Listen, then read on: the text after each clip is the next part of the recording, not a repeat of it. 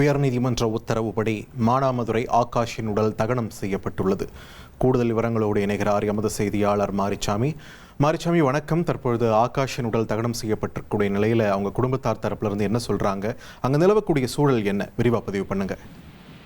மானாமதுரை ஆகாஷ் இவர் போலீசார் காவலில் வைத்திருக்கும் போது போலீசார் தாக்கியதில் மரணமடைந்ததாக சொல்லப்பட்டு வழக்கு தொடரப்பட்டிருந்தது. உயர்நீதிமன்ற மதுரை அமர்வில் வழக்கு தொடரப்பட்டிருந்தது.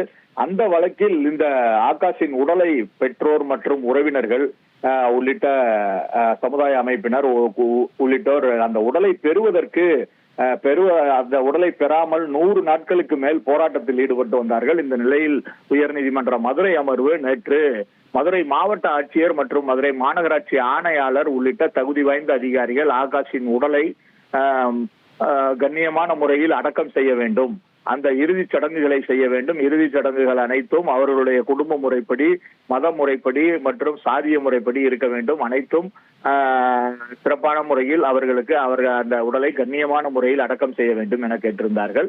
அதை உத்தரவிட்டிருந்தார்கள். அந்த உத்தரவின் அடிப்படையில் இன்று காலை ஆகாஷின் உடல் அரசு ராஜாஜி மருத்துவமனையின் பிணவரையில் இருந்து எடுத்து வரப்பட்டது. அப்போதே ஆகாஷின் பெற்றோர்கள் மற்றும் உறவினர்கள் அந்த உடலை எடுத்து செல்லக்கூடாது, நாங்கள் இந்த வழக்கு தொடர்பாக உயர்நீதிமன்ற மதுரை அமர்வில் மேல்முறையீடு செல்ல இருக்கிறோம் என்றெல்லாம் கூறி போலீசாரிடம் வாக்குவாதத்தில் ஈடுபட்டார்கள். ஆகாஷின் உடலை எடுத்து செல்ல அவர்கள் தடுத்து போலீசாரிடம் வாக்குவாதத்தில் ஈடுபட்டார்கள். உடனடியாக போலீசார் அவர்களை கைது செய்து வலுக்கட்டாயமாக வேனில் ஏற்றினார்கள். அதன் பிறகு அவருடைய பெற்றோர்கள் மற்றும் நெருங்கிய உறவினர்கள் மட்டும் ஆகாஷின் உடல் எடுத்து செல்லப்பட்டு அதாவது தத்தநேரி மயான பகுதியில் வைக்கப்பட்டிருந்தது இறுதிச் சடங்கிற்காக. அங்கு அவர்கள் அழைத்து வரப்பட்டு அந்த இறுதிச் சடங்கானது அவர்கள் முகத்தை, அந்த ஆகாஷின் முகம் அவர்களுக்கு காண்பிக்கப்பட்டது. பிறகு அந்த அவர்களின் முறைப்படி இறுதிச் சடங்குகள் செய்யப்பட்டு தற்போது தத்தநேரி மின்மயானத்தில், மதுரை தத்தநேரி மின்மயானத்தில் ஆகாஷின் உடலானது தகனம் செய்யப்பட்டிருக்கிறது. தகனம் செய்யப்படுவதற்கு முன்பாக அந்த உறவினர்கள் அந்த உடலை இறுதியாக பார்த்துவிட்டு கதறி அழுத காட்சிகள் நெஞ்சை பிளக்கும் வகையில் இருந்தது.